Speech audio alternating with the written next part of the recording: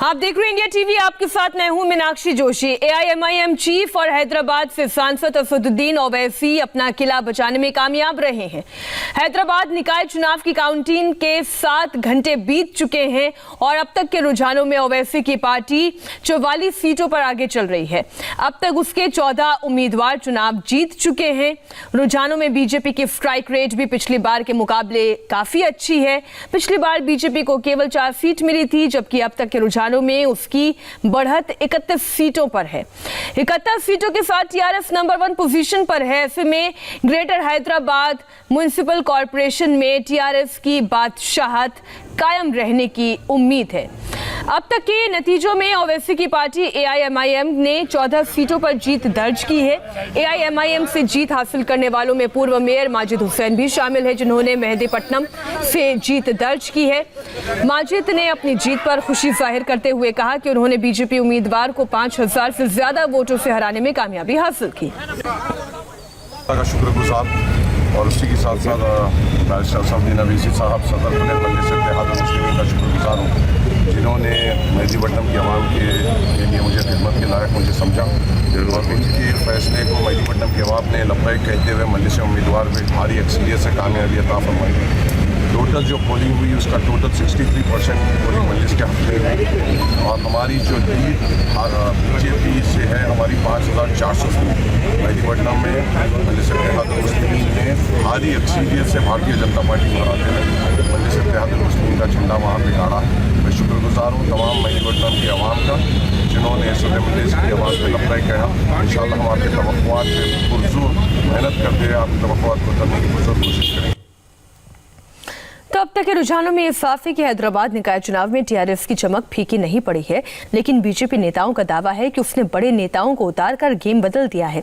इस पर टीआरएस नेता और तेलंगाना के सीएम के चंद्रशेखर राव की बेटी कविता ने तंज कसते हुए कहा कि बीजेपी नेताओं ने हैदराबाद को टूरिस्ट स्पॉट बना दिया था।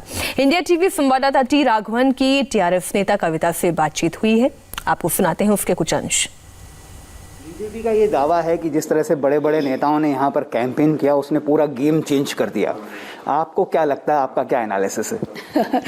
देखिए, नेतागण आके जाएंगे तो अच्छा लगता है। हैदराबाद एक टूरिस्ट स्पॉट बन गया था इलेक्शन के टाइम पे, बड़े बड़े नेता आए गए, लेकिन ये नेता ने किस तरीके की बात किया वो सबसे ज़्यादा इम्पॉर्टेंट है। क्या बोला उन्होंने वो सबसे ज़्यादा इम्पॉर्टेंट है, क्योंकि उनकी वो नज़रिया हैदराबाद की तरफ कैसा है वो बताता है।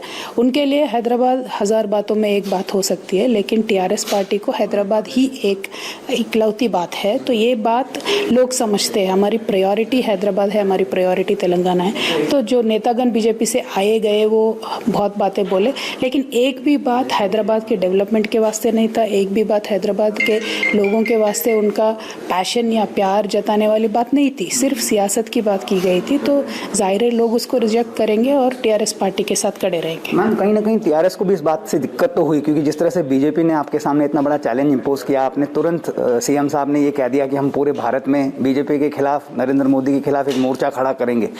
अगर आज के रिजल्ट्स आपके फेवर में आते हैं तो ये जो मोर्चे की बात है ये आगे बढ़ेगी, क्योंकि दिसंबर का दूसरा सप्ताह सीएम ने कहा है कि एक बड़ा यहाँ पर हैदराबाद से ऐलान होगा नरेंद्र मोदी की सरकार के खिलाफ। देखिए, टीआरएस पार्टी कभी भी एक रिएक्शनरी पॉलिटिक्स नहीं करती है, क्योंकि जीएचएमसी है, इसीलिए हमने ये नहीं कहा था कि एक मोर्चा करेंगे। आज आप देख लीजिए पंजाब के फार्मर क्यों वहाँ पे दिल्ली में बात कर रहे हैं, क्यों वहाँ पे बैठ गया अनशन पे।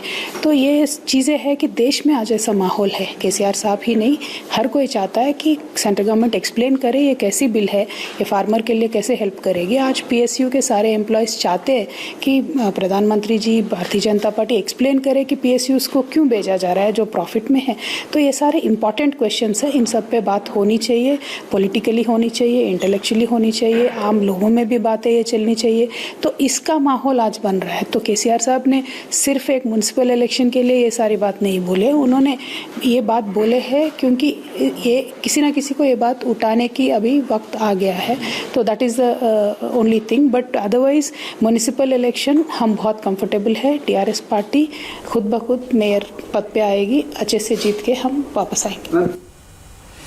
हमारे साथ दोनों संवाददाता देवेंद्र पराशर और टी राघवन जुड़े हुए हैं। देवेंद्र, अब हम 2023 की थोड़ा बात कर लेते हैं, क्योंकि यहाँ से जो तस्वीर नजर आती है बहुत ही त्रिकोणीय नजर आती है।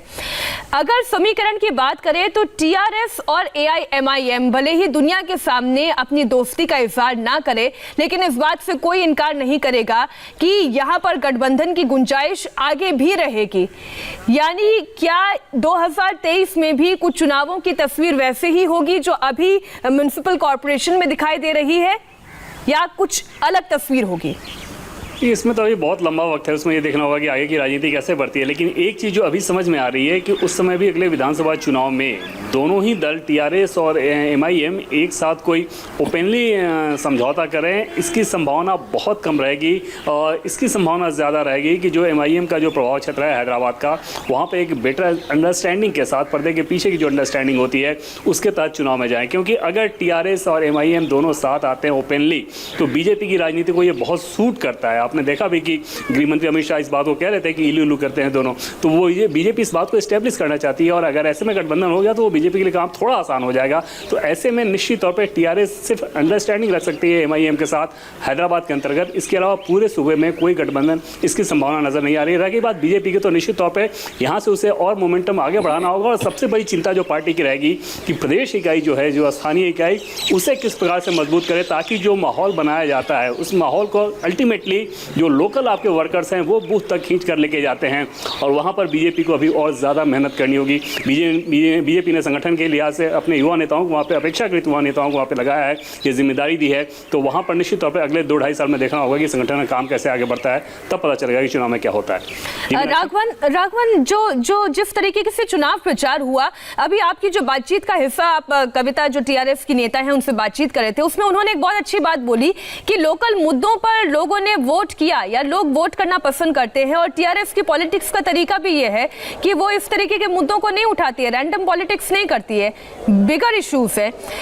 हैदराबाद के नजरिए से आप थोड़ा बताइए कि वहां के मुद्दे ऐसे क्या थे जिसे बीजेपी ने या तो टच नहीं किया, या टच करने के बावजूद अभी टीआरएस से मोह भंग नहीं हुआ है हैदराबाद का? जी देखिए, बहुत बड़ा सेंटिमेंट अगर मीनाक्षी एनालिसिस करें तो तेलंगाना का है, क्योंकि केसीआर वो नेता है जिन्होंने इस राज्य को अलग राज्य बनाने के लिए बड़ा संघर्ष लड़ा।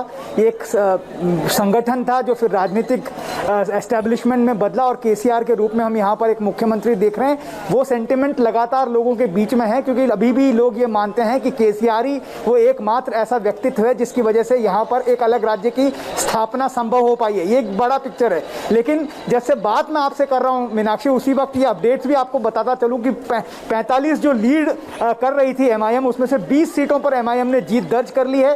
कुछ ऐसी सीटें हैं जिसमें जो लीड है वो काफ़ी डिसाइसिव हो गई है। करीब 6000 से 10,000 वोटों के अंतर से एमआईएम के कैंडिडेट्स लीड कर रहे हैं। तो बहुत ही कंफर्टेबल पोजीशन में एमआईएम दिख रही है, क्योंकि बड़ा चैलेंज असदुद्दीन ओवैसी के सामने ये भी था कि क्या कहीं बीजेपी हैदराबाद में बहुत बड़े पैमाने पर स्ट्राइक तो नहीं करेगी, क्योंकि जिस तरह की बातें बीजेपी के नेताओं ने कहा था कि अगर यहाँ पर जीएचएमसी में बीजेपी का मेयर बनता है तो ओल्ड सिटी में एक सर्जिकल स्ट्राइक होगा। इस बात को काउंटर भी किया था असदुद्दीन ओवैसी ने। ये कहा था कि हैदराबाद की जनता 1 दिसंबर को डेमोक्रेटिक स्ट्राइक करेगी, और नतीजे ऐसा लग रहा है कि बहुत ही कंफर्टेबल पोजीशन में एआईएमआईएम पहुंच गई है। लेकिन राघवन, ये पोलराइजेशन जो बीजेपी चाह रही थी वो तो मुमकिन नजर नहीं आता है, क्योंकि जब तक एआईएमआईएम और टीआरएस खुलकर सामने नहीं आती है, तब तक जो ध्रुवीकरण की कोशिश अगर बीजेपी कर रही थी वो तो संभव नजर नहीं आता।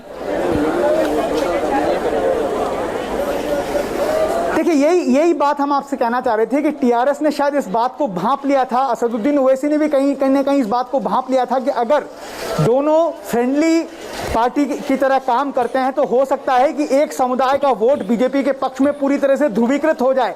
इसको बचाने के लिए ही टीआरएस के जो नेता हैं केटीआर, चुनाव की घोषणा के पहले प्रेस कॉन्फ्रेंस में उन्होंने ये कह दिया था कि मजलिस से हमारी कोई दोस्ती नहीं है, मजलिस को हम ओल्ड सिटी में हराने जा रहे हैं। ये एक शायद बड़ा मैसेज देने में टीआरएस कामयाब हो पाई।